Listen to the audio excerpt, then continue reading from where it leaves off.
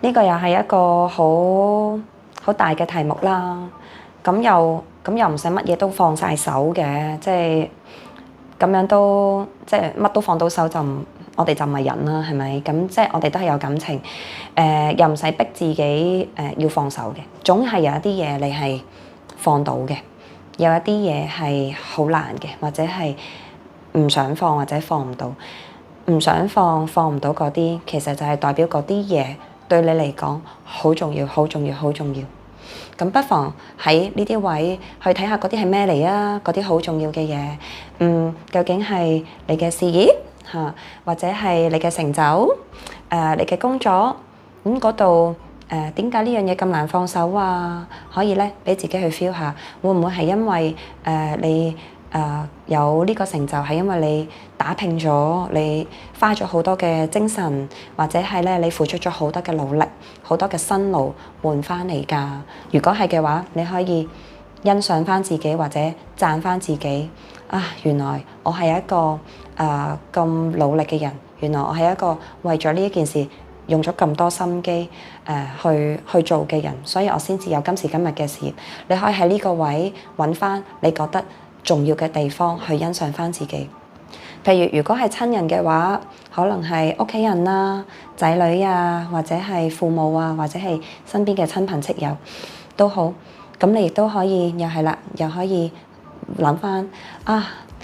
我最唔捨得嘅、放唔到手嘅係乜嘢咧？係擔心佢哋照顧唔到自己嚇。咁如果係嘅，可能係㗎，因為如果係有年幼嘅仔女啊，咁可能真係有啲安排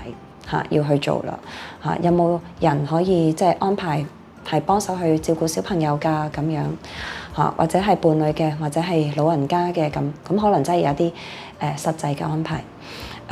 定係嗰種好想同佢哋一齊但係又冇辦法同佢哋一齊嘅嗰種心情，又或者定還是係嗰種好驚佢哋冇咗自己，佢哋會好難過、好傷心嚇。咁有好多呢啲嘅心情喺度，咁又即管即係俾自己去feel 下，其實最唔放得低、最放唔到手嗰啲係啲乜嘢？嗰啲咧一定係一啲對你嚟講好重要嘅嘢。呢一啲好重要嘅嘢，你點樣去有啲嘢可能有啲實際上嘅可以處理嘅，你就可以處理。如果有啲嘢好多嘢根本係處理唔到，可能就係純粹將你嘅心情去表達佢出嚟。因為有啲嘢可能係真係冇得處理，因為你要離開嘅呢個事實，你將會死亡啦，會同佢哋即係肉體上會分離啦。呢個都係一個事實嚟嘅。如果係失去，如果係覺得我將會失去呢一切啦，咁又可以回顧下自己啦。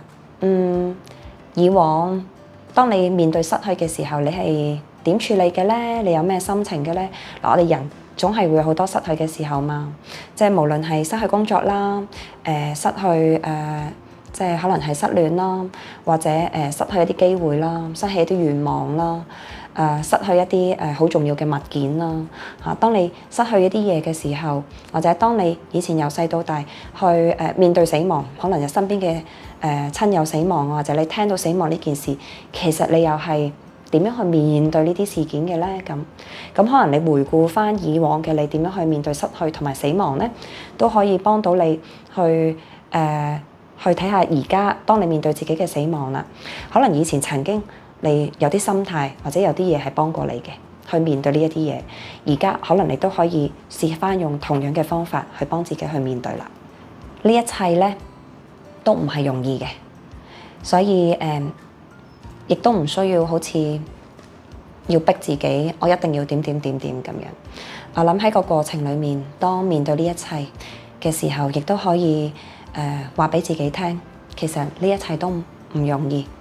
其實我要做嘅就係一步一步咁樣去行落去，咁就 OK 啦。